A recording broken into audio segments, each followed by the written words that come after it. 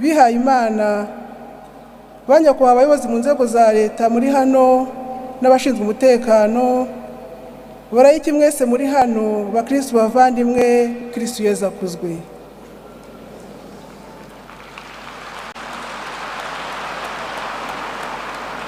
Turahimbaza yubile y'imyaka 125 mu Rwanda tumaze tumenya inkuru nziza ya Yezu Kristo twagejweho n'abamisiyoneri ba Afurika.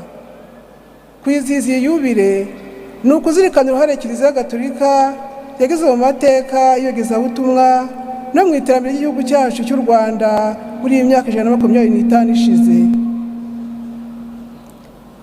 Mu burezi n'uburere, gushinga za misiyoni byajyanaga no kubashyira amashuri, bityo kumenya Imana bikajyana no kujijuka.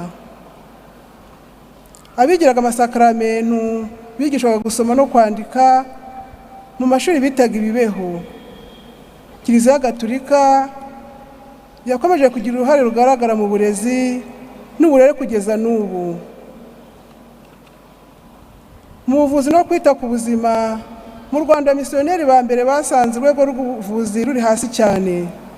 Hari ubuvuzi gakondo buvanze no kwizera abapfumu.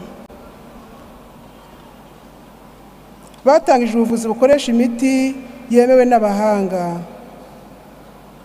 Ibigo nderabuzima n'ibigo mbonerazamirire byarubatswe hamwe n'amavuriro. Mu rugendo rw'iyi yubile, natwe abakristo b'abarayiki twaboneyeho umwanya wo kuzirikana uruhare rwacu muri ayo mateka. Tubibutse ko abarayiki ari ababatijwe bose bagize imbaga y'Imana, ariko batari mu nzego z'ubusaseridoti nyobozi cyangwa se mu miryango y'abiyeguriye Imana yemewe na Kiliziya. Iyi yubile yatubereye mbere na mbere umwanya wo gushimira Imana yaduhaye igihugu cyacu cyiza cy'u Rwanda, ikaduha na Kiliziya twisanzuriramo. Urugendo rwa yubile rwatubereye kandi igihe cyo kwisuzuma ngo turebe niba koko twarakiriye impano y'ukwemera twagejweho n'Imana, twagejweho n'abo Imana yatwoherereje ari bo bapadiri bera. Uko kwemera twakiriye kwatumye abarayiki babyara bihaye Imana benshi. Bamwe baba bapadiri, abandi baba bikira n'abafureri. Amakoraniro anyuranye y'abakristo basengera hamwe nayo yavutse ari menshi. Imiryango ya Kiliziya Gatolika, yaba iy'abakristo cyangwa yaba iy'abakuru cyangwa iy'urubyiruko, nayo yavutse ari myinshi. Imana ishimwe. Turishimira ko abakristo b'abarayiki bumvise ko bafite by'umwihariko ubutumwa bwo kuba umunyu w'isi n'urumuri rw'isi aho bari hose. Bakarushaho kurebwa n'iyo nshingano cyane cyane ahantu abasaseridoti n'abihaye Imana batari cyangwa badashobora kugera. Twiyemeje rwose gukomeza gushyira hamwe n'abashumba bacu mu kugendera hamwe muri Kiliziya ya Nyagasani.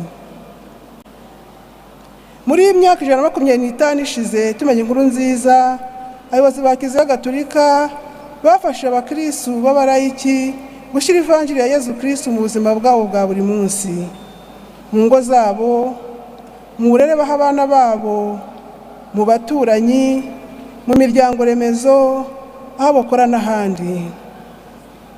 Abakristo bafite umuco mwiza wo gutanga imfashanyo ya Karitasi igenewe abatishoboye, kwishyurira abanyeshuri, kwishyura mitiweli ku batishoboye n'ibindi. Hari abakristo b'abarayiki benshi bo mu nzego zinyuranye bagaragaza uruhare rwabo mu iyogezabutumwa rya Kiliziya.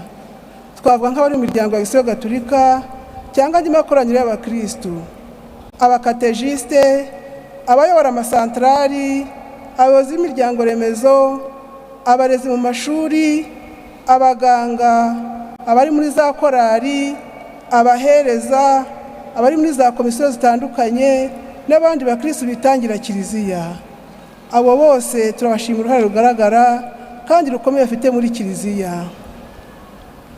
Gusa mu bihe bitandukanye by'amateka yacu hagiye hagaragara ibikorwa n'imyitwarire bihabanye n'ijambo ry'Imana twigishijwe. Twavuga nk'abagize uruhare mu bwicanyi ndengakamere bwa Jenoside yakorewe Abatutsi mu 1994. Ibyo birababaje. Turasaba imbabazi Imana n'imiryango y'abavandimwe bahemukiwe tubikuye ku mutima. Mu rugendo rwa Yubile twakoze muri imyaka 2, twabonye umwanya uhagije wo gusubiza amaso inyuma, twumvise neza Kiliziya idushakaho. Kiliziya Gatolika iradusaba kugendera hamwe, dufatanya urunana, kandi duhugurana mu mikorere n'imigenzereze myiza ituma tuba umwe muri Yezu Kristo.